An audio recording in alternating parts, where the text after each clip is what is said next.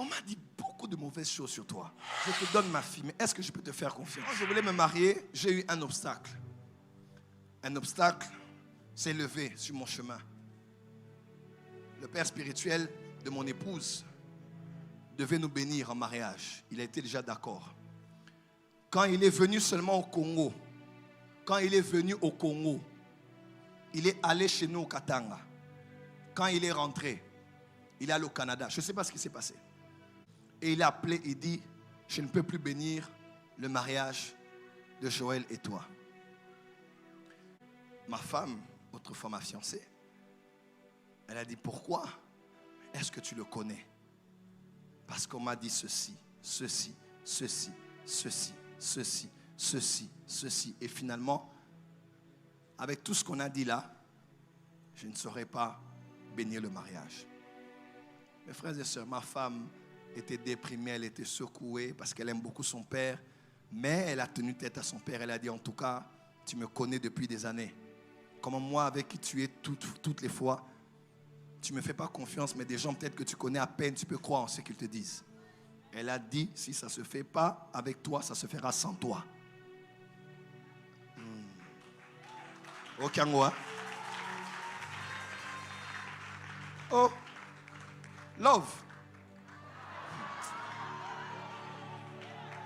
Oui, elle a dit ça. Elle a dit ça. Elle dit, alors on va le faire sans toi. C'est pas grave. Bon, parce qu'elle savait aussi qu'il n'allait pas refuser parce qu'il tient trop à elle. C'était une manière de lui mettre la pression. L'archevêque, on a communiqué. Il m'a dit, je veux que tu viennes au Ghana. Et j'ai dit d'accord. Parce que mon nom, on avait attaqué mon nom. J'ai dit, ah, Nzamenangaï, je suis dans mon coin. Nasali Bidonini. Mais ça m'a fait mal. J'ai dit, mais qui peut avoir le courage d'aller parler à un papa de son âge et le parlant mal de moi? Et pourtant, peut-être c'est des gens qui ne m'ont jamais parlé comme ça. Ce n'est pas le plus important. Je me réveille, je dis, je vais au Ghana. Quel vol? J'ai pris le vol le matin à Sky. Je suis arrivé à Accra vers 15h. L'ambassadeur est venu me prendre à l'aéroport. On est allé au bureau de l'archevêché. On arrive au bureau de l'archevêque. 5 minutes après, je parlais avec ma femme. Elle me disait, comment ça va? J'ai dit, ça va, Dieu est avec nous. Et vous savez quoi? La nuit là même, j'ai dit, ici, il faut une bonne dose de sel. Ah! Toute cette période-là, je me lavais avec, je disais, Seigneur, je lave mon nom de tout ce qui a été dit. Je faisais mes prières. Et bien maintenant, ma casse. Quand j'arrive au bureau, on me dit, l'archevêque veut te recevoir. J'arrive à la porte, je me mets à genoux. Je commence à avancer à genoux jusque là où l'archevêque était. Il m'a dit, hey my son, rise up, congratulations. Parce qu'on avait fait les fiançailles. Congratulations, c'est ça? Congratulations. Et je me suis mis, il m'a regardé, il m'a dit, comment ça va? J'ai dit, je vais bien papa. J'étais à genoux, il m'a dit, non, lève-toi, mets-toi. Et il m'a dit, on m'a dit beaucoup de mauvaises choses sur toi. Beaucoup de mauvaises choses, beaucoup. Beaucoup. Imagine-toi, papa Zana. On m'a dit beaucoup de mauvaises choses sur toi. Mais je ne peux pas juger quelqu'un en fonction de son passé, mais en fonction de son futur. Et il me dit, je te donne ma fille, mais est-ce que je peux te faire confiance? J'ai dit, oui papa, par la grâce de Dieu et avec l'aide de vos conseils, vous pouvez me faire confiance. On a parlé, après il m'a dit, comment vous pensez au mariage? Je l'ai parlé, et il m'a dit ceci. Il m'a dit, lorsqu'on parlait en mal de toi, j'ai appelé 2 personnes pour avoir un témoignage si je devais vous bénir ou pas. Première personne, j'ai appelé le pasteur Espérance Makadi. À l'époque, quand le pasteur Espé a parlé de sortir de son corps et que tout le monde l'attaquait, je suis le seul. Sur digital, sur Télé 5, dans toutes les chaînes, au point où même des pasteurs m'ont appelé, ils m'ont dit, c'est un combat d'un père, sort de ce combat. J'ai dit non, le pasteur Espé est un vrai homme de Dieu. Si vous ne connaissez pas les choses de l'esprit, arrêtez de l'attaquer. Tout le monde s'était retiré. Ça m'a enlevé à Kasarema. ça m'a enlevé de beaucoup de connexions que j'avais. Parce que j'avais le courage de parler de les expériences hors de son corps. Et ce que je dis, c'est la vérité. Mais j'ai payé le prix pour le pasteur Respect. Et je ne savais pas. 15 jours. Après combien d'années? Après plus de 10 ans. Non, près de 9 ans.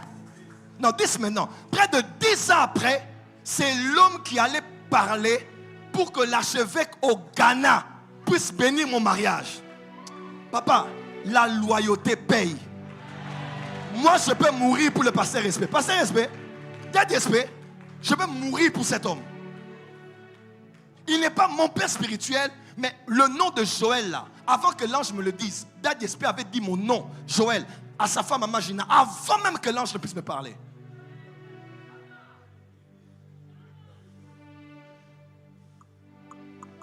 Quand j'allais me marier la première fois, il est le seul pasteur à Kinshasa qui m'a donné $1000 quand j'allais faire la dot. Le seul pasteur dans tout Kinshasa, peu importe où j'étais, c'est le seul qui m'a donné l'argent. Les autres me disaient, viens, je vais contribuer. Ils n'ont jamais contribué. Il m'a épaulé, il m'a aidé, il m'a soutenu. Mais je ne savais pas qu'il y a des choses que je faisais qui marquaient son cœur. Et lui-même, il a dit là où il était, il a parlé, il a dit non, c'est un de nos fils. Il faut que tu bénisses le mariage. Écoutez-moi, dans la vie, il faut être visionnaire. Il y a des gens qu'on n'abandonne pas. Je te dis la vérité. Il y a des hommes de Dieu qu'on n'abandonne pas. Si tu regardes seulement maintenant là, tu veux sauver ta vie, tu veux sauver ta peau, sauver ton image.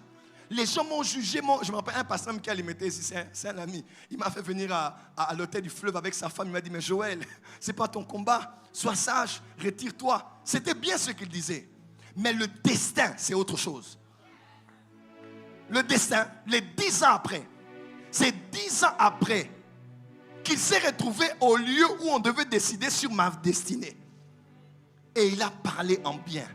Et ce qu'il a dit s'est réalisé.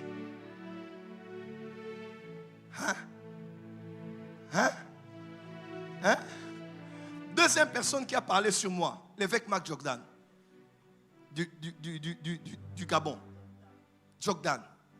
Beaucoup de gens le connaissent dans la francophonie. C'est un père, c'est un grand homme de Dieu. Il m'a invité la première fois au Gabon.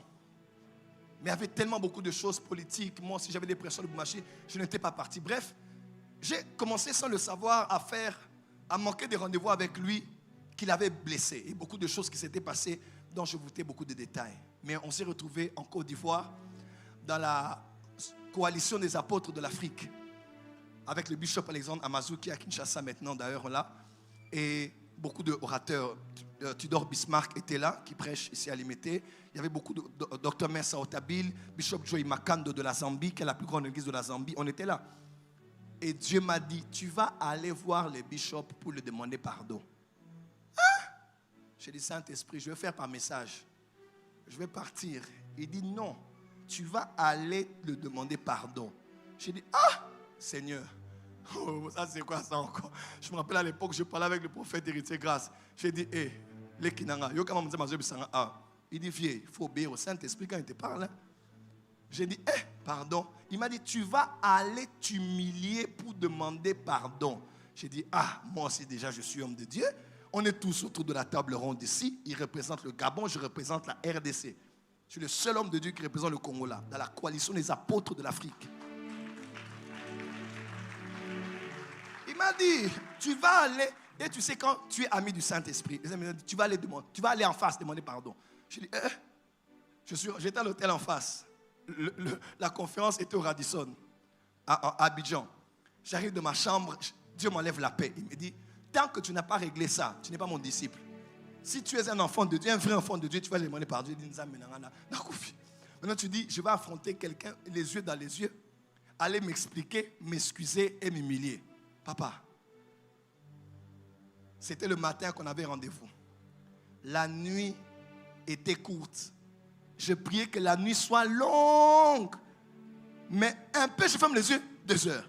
Un peu les yeux, 4 heures. Un peu les yeux, pourquoi le temps avance vite comme ça? Je me lève, je m'habille, je dis, ah, non, ok.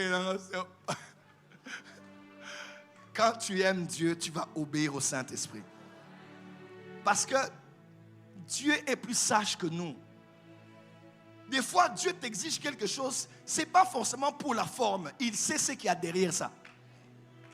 Je suis allé, je me suis assis, j'ai demandé pardon, je me suis mis à genoux.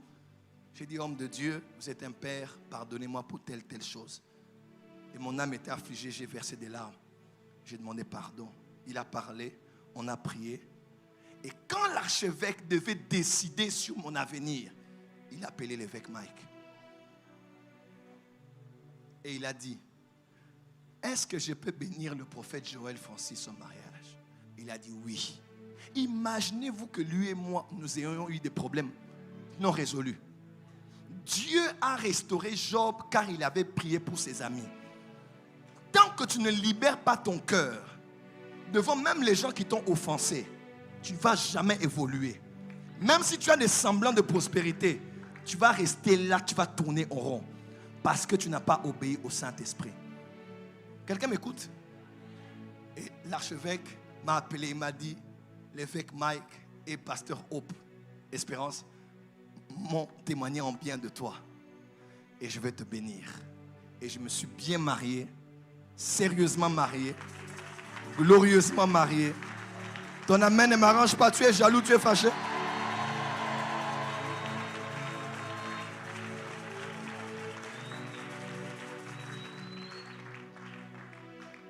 Voyez loin dans la vie. Soyez sage dans les relations. Qui sait, c'est peut-être moi qui parlera pour toi devant un chef. Sois bien avec moi. Dis à ton voisin, s'il te plaît, tu ne connais pas demain. Sois bien avec moi. Vous est-il déjà arrivé de vous poser ces questions?